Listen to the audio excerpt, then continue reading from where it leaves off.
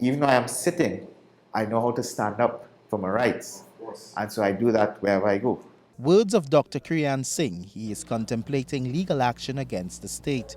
Kriyan, an advocate for persons with disabilities, believes that the licensing department is infringing on his constitutional right to drive.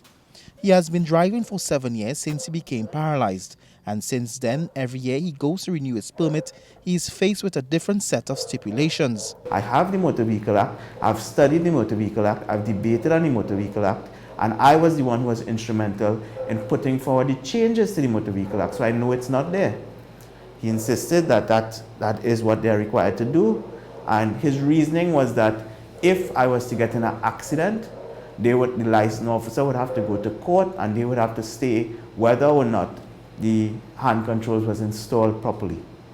Mind you, these are portable hand controls that I install. Now the criteria outlined has Kriyan only allowed to drive 4 vehicles, and this was only due to the intervention of Transport Commissioner Wayne Richards. Kriyan says the discretion to allow him to drive only 4 vehicles does not give him the ability to travel and be able to rent a car.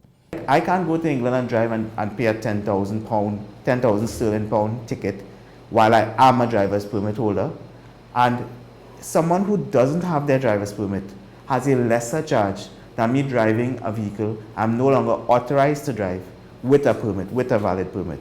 So it struck me as this is absurd, right? And to me personally, I felt that where this is left up to the discretion of the license officer, it leaves a window for discrimination. But what does the law say with regards to persons with disabilities wanting to drive?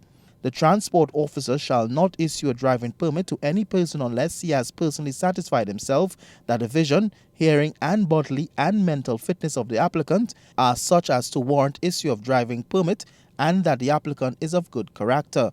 Under the same Act, subsection 6, a person who passes a test under this section shall be issued a driving permit or provisional permit, as the case may be, subject to such terms and conditions as the transport officer may impose, and a permit so issued may be for a period of 1 year. Kriyan was a temporary senator in the last parliament and debated a new Motor Vehicle Act.